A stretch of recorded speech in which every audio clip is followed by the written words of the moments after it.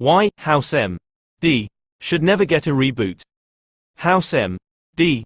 has been off the air since 2012 and should stay that way, because it's so good. The multi-award-winning medical drama ran for 8 seasons, and there has never been talks of a revival since it concluded. A regular contender amidst the best medical dramas of all time, House M.D. made big waves when it was originally on the air, particularly because of the intrigue around its arrogant and unconventional main character drive. Gregory House, Hugh Laurie. Series creator David Shaw has since developed the similarly successful The Good Doctor, which is currently on its 6th season.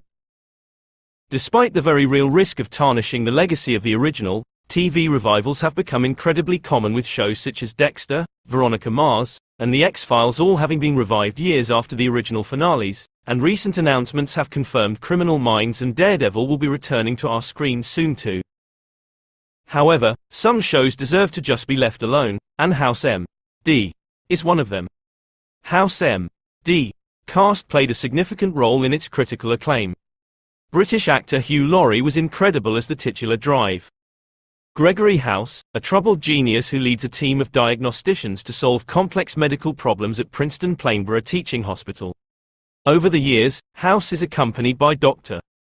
Foreman, Omar Epps, Dr. Chase, Jesse Spencer, Dr. Wilson, Robert Sean Leonard, Dr. Cameron, Jennifer Morrison, Dr. Taub, Peter Jacobson, Dr. 13, Hadley, Olivia Wilde, and Dr. Kuttner, Cal Penn, who all work under the hospital's Dean of Medicine, Dr. Cuddy, Lisa Edelstein. In the later seasons, House is joined by Dr. Masters, Amber Tamblyn, Drive Adams, Odette Annable, and Dr. Park, Charline Yi. The characters and performances have been a prominent reason for the show's critical acclaim and popularity with audiences. Dr. Gregory House was based on Sherlock Holmes. Shaw based the series' main character on Sir Arthur Conan Doyle's Sherlock Holmes, and there are many nods to the British detective throughout the show. The similarities of the characters stretch further than just the names, Holmes, House and Watson, Wilson, with House's deductive skills, arrogance, and drug addiction being reminiscent of Holmes. Sporadic episodes throughout the series contained references to Doyle's detective.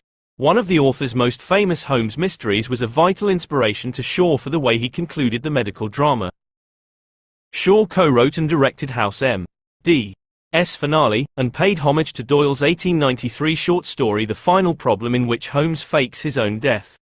Ironically, this was to be the final Holmes story until Doyle revived the character almost 10 years later. House M.D.'s final season stuck the landing. While House M.D.'s 8th and final season was slightly below the show's usual standards, it had a few highlights, with one of the strongest aspects being the show's treatment of Wilson's terminal cancer diagnosis. Best of all, it stuck the landing with the final episode.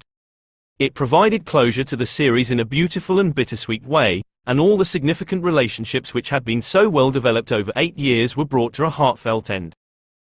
Most of the finale takes place in an unknown abandoned building which is slowly being engulfed in flames. House awakens next to a dead body and must decide whether to escape the fire or allow himself to perish. He goes about this by arguing with visions of various characters who have not featured in the show for some time. House is in a tough place at the start of the finale. In the penultimate episode, he is informed that his parole will be revoked and he will have to go back to jail for 6 months, a month longer than Wilson is expected to live. Hallucinations and visions have always been a frequent occurrence due to House's drug use. Some might argue that he was a doctor who probably shouldn't have had a medical license.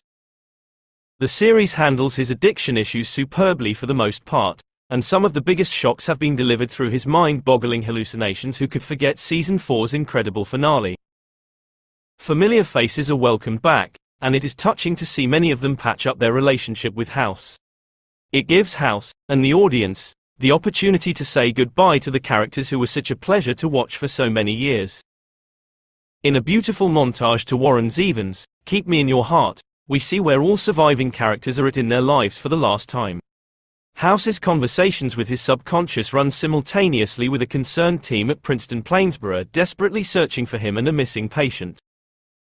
As a result, some characters have little screen time in the episode. However, Shaw rightfully keeps House and Wilson at the forefront of the finale. Wilson's speech at House's funeral being interrupted by a text from House himself was a wonderful reflection of their turbulent friendship. When they meet again and share a smile of relief, it is one of the series' most heartwarming scenes. It is hard to imagine a more fitting final line than House reassuring Wilson's health worries by smiling at him and telling him, "Cancer's boring," before the two of them ride away together on motorcycles. This melancholic final scene is a perfect way for the show to conclude, and reflects its consistent brilliance at balancing comedic and serious tones. House and Cuddy's relationship doesn't need to be revisited. The finale has been noted for the absence of Cuddy. In actuality, this was due to the limited budget for season 8, and Edelstein being unable to agree to a salary cut at the end of her contract. As unfortunate as this is, it still works in the end as it shows growth in House's character. He and Cuddy simply did not work as a couple, and enough turmoil took place during their romance that reconciliation was a near impossibility. House does not have a vision of Cuddy because they have both moved on from each other. He drove a car through her dining room at the end of the 7th season as a smug farewell to her, and he paid the price for it. That fateful episode was entitled, "Moving On," to quite literally move the show on from House and Cuddy's romantic relationship. It was the final straw in the House and Cuddy love story, and though it may not have been exactly what fans wanted, it was a bold and worthy move from Shaw. Critics were actually split on the finale and the consensus was mixed, but it was adored by longtime fans of the show. A revival would remove so much emotion from that final episode. No one really wants to see Wilson die, and House live a lonely life under a new identity while everyone else remains separated. That would just be depressing. To leave the end of some storylines up to fans' imaginations shows respect to the fans, and to attempt to carry the show on in any way would be simply diminish the show's effectiveness. Long-running TV shows having a definitive ending should be normalized, and needless subpar revivals do not need to be so common. The truth is, a revival of House M.D. would be entirely unnecessary. The epic story of the medical mastermind has been told, and has left no room for a continuation.